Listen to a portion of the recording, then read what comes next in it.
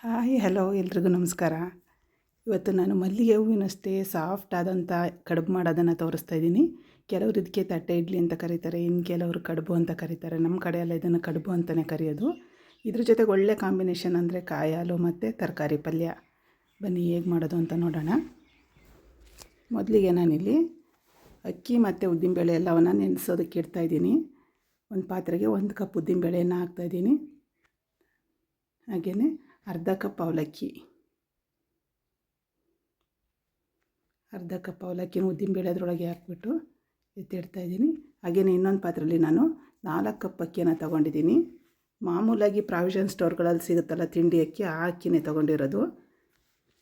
ಇದನ್ನು ಸಪ್ರೇಟಾಗಿ ತೊಳೆದ್ಬಿಟ್ಟು ನೆನೆಯೋದಕ್ಕೆ ಬಿಡಬೇಕು. ಹಾಗೆಯೇ ಉದ್ದಿನಬೇಳೆ ಮತ್ತು ಅವಲಕ್ಕಿಯನ್ನು ನೆನೆಯೋದಕ್ಕೆ ಇಟ್ಟಿದ್ದೀವಲ್ಲ, ಅದೇ ಪಾತ್ರೆಗೆ ನಾನು 1/4 ಕಪ್ಪಷ್ಟು ಸಬ್ಬಕ್ಕಿನೂ ಸಹ ಸೇರಿಸಿದ್ದೀನಿ ನೋಡಿ. ಇದನ್ನು ಈಗ ನೆನೆಯೋದಕ್ಕೆ ಬಿಡಬೇಕು. ಸುಮಾರು 8 ಗಂಟೆ ಆದರೂ ಇದು ನೆನೆಯಬೇಕು. ನಾವು ನಾಳೆ ಕಡುಬು ಮಾಡ್ತಿದ್ದೀವಿ ಅಂದರೆ ಇವತ್ತು ಬೆಳಿಗ್ಗೆ ನೀವು ತೊಳೆದು ನೆನೆಯೋದಕ್ಕೆ ಇಟ್ಬಿಟ್ಟು ನೈಟ್ ಅದನ್ನು ರುಬ್ಕೋಬೇಕು. ನೋಡಿ ಈಗ ನೈಟ್ ಆಗಿದೆ, ನಾನು ಅದನ್ನು ರುಬ್ಕೋತಾ ಇದ್ದೀನಿ. ಹಾಗೆಯೇ ಫ್ರೆಂಡ್ಸ್, ಯಾರೆಲ್ಲ ನನ್ನ ಚಾನಲ್ ನೋಡ್ತಾ ಇದ್ದೀರಾ ಪ್ಲೀಸ್ ಸಬ್ಸ್ಕ್ರೈಬ್ ಮಾಡ್ಕೊಂಡು ನೋಡಿ. ತುಂಬ ಜನ ಸಬ್ಸ್ಕ್ರೈಬ್ ಮಾಡ್ಕೊಂಡೇ ನೋಡ್ತಾ ಇದ್ದಾರೆ. ಸೊ ಪ್ಲೀಸ್ ನೀವು ಸಬ್ಸ್ಕ್ರೈಬ್ ಮಾಡ್ಕೊಂಡು ನೋಡಿದರೆ ನಮಗೆ ಎನ್ಕರೇಜ್ ಕೊಟ್ಟಂಗೆ ಆಗುತ್ತೆ. ಇನ್ನೂ ಹೊಸ ಹೊಸ ಅಡುಗೆಗಳನ್ನು ನಾನು ತೋರಿಸೋದಕ್ಕೆ ಖುಷಿಯಾಗುತ್ತೆ. ಮೊದಲಿಗೆ ನಾನು ಉದ್ದಿನಬೇಳೆ ಅವಲಕ್ಕಿ ಎಲ್ಲ ನೆನೆಸಿದ್ವಲ್ಲ ಅದನ್ನು ರುಬ್ಕೊತಾ ಇದ್ದೀನಿ.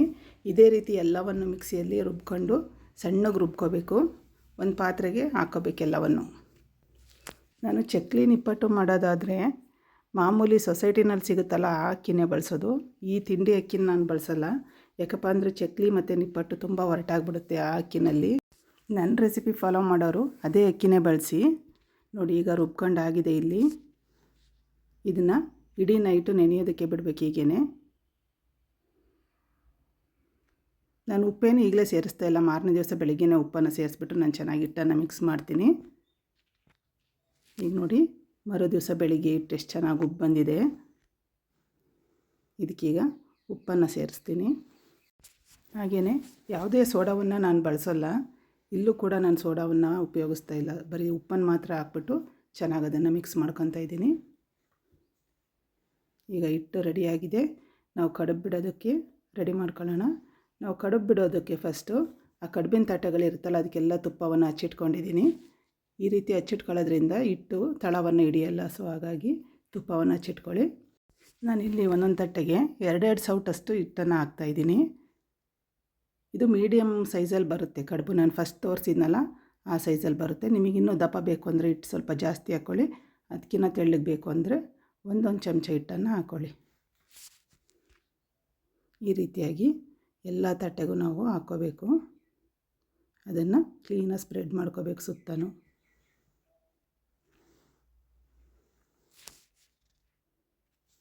ಈಗ ನೋಡಿ ಎಲ್ಲ ತಟ್ಟೆಗೆ ಹಾಕ್ಕೊಂಡಾಗಿದೆ. ಈಗ ನಾವು ಆ ಸ್ಟ್ಯಾಂಡ್ ಒಳಗೆ ತಟ್ಟೆಗಳನ್ನ ಜೋಡಿಸ್ತಾ ಹೋಗಬೇಕು.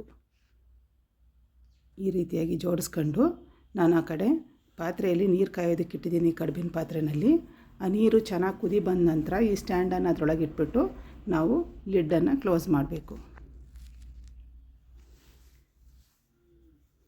ಪಾತ್ರೆಯಲ್ಲಿ ನೀರು ಚೆನ್ನಾಗಿ ಕಾದ್ಮೇಲೆ ನೀವು ಆ ಸ್ಟ್ಯಾಂಡ್ ಒಳಗಡೆ ಇಡಿ, ಇಲ್ಲಾಂದರೆ ಕಡುಬು ತುಂಬ ಹೊರಟಾಗ್ಬಿಡುತ್ತೆ.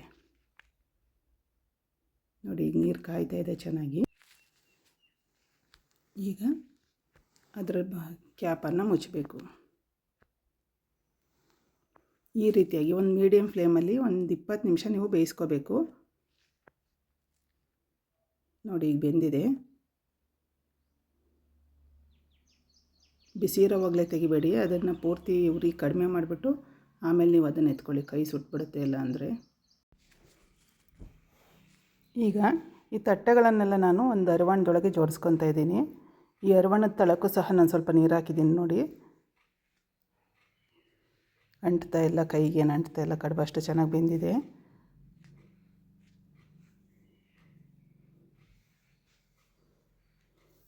ಈ ರೀತಿಯಾಗಿ ಇಟ್ಬಿಟ್ಟು ಅದ್ರ ಮೇಲೆ ಒಂದು ಬಟ್ಟೆಯನ್ನು ನೆನೆಸಿ ನಾವು ಹಾಕ್ಕೋಬೇಕಾಗುತ್ತೆ. ಇದರಿಂದ ಕಡುಬು ಬೇಗನೆ ತಣ್ಣಗಾಗುತ್ತೆ ಮತ್ತು ತೆಗೆಯೋದಕ್ಕೂ ಈಸಿಯಾಗಿ ಬರುತ್ತೆ. ಹೀಗೆ ತೋರಿಸ್ತಿದ್ದೀನಿ ನೋಡಿ. ನಾವು ಈ ತಟ್ಟೆ ಸೈಡಲ್ಲಿ ಏನು ಮಾಡಬೇಕಪ್ಪ ಅಂದರೆ ಸ್ವಲ್ಪ ತಣ್ಣೀರನ್ನು ಹಾಕ್ಬಿಟ್ಟು ಸ್ಪೂನ್ ಸಹಾಯದಿಂದ ಸುತ್ತಲೂ ಬಿಡಿಸ್ಕೋಬೇಕು. ಅದನ್ನು ಈ ರೀತಿಯಾಗಿ ಬಿಡಿಸ್ಕೊಳ್ಳಿ.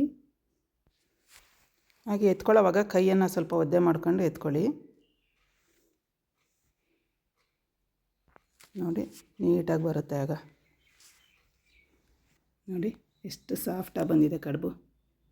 ಮಲ್ಲಿಗೆ ಹೂವು ಅಷ್ಟೇ ಸಾಫ್ಟಾಗಿದೆ. ಇದೇ ರೀತಿಯಾಗಿ ಎಲ್ಲ ತಟ್ಟೆನೂ ಸಹ ನಾವು ತೆಕ್ಕೋಬೇಕು. ಈ ಕಡೆ ನಾನು ಕಾಯಿ ಹಾಲಿಗೆ ರೆಡಿ ಮಾಡ್ತಾಯಿದ್ದೀನಿ. ಇಲ್ಲಿ ಒಂದು ದಪ್ಪ ಉಂಡೆಲಿ ಅರ್ಧ ಉಂಡೆ ಬೆಲ್ಲವನ್ನು ತುರಿದಿಟ್ಕೊಂಡಿದ್ದೀನಿ. ಹಾಗೆ ಒಂದು ಅರ್ಧ ಹೋಳು ಕಾಯನ್ನು ತುರಿದಿಟ್ಕೊಂಡಿದ್ದೀನಿ. ಒಂದೆರಡು ಏಲಕ್ಕಿಯನ್ನು ಬಿಡಿಸಿಟ್ಕೊಂಡಿದ್ದೀನಿ.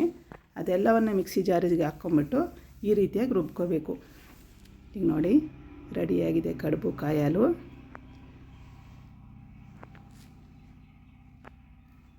ಅದ್ರ ಜೊತೆಗೆ ನಾನು ಪಲ್ಯನೂ ಸಹ ಮಾಡಿದ್ದೀನಿ. ಮಾಮೂಲಿ ನಾವು ರೊಟ್ಟಿಗೆಲ್ಲ ಪಲ್ಯ ಮಾಡ್ಕೊತೀವಲ್ಲ ಅದೇ ರೀತಿ ತರಕಾರಿ ಪಲ್ಯವನ್ನು ಮಾಡಿದ್ದೀನಿ. Thank you.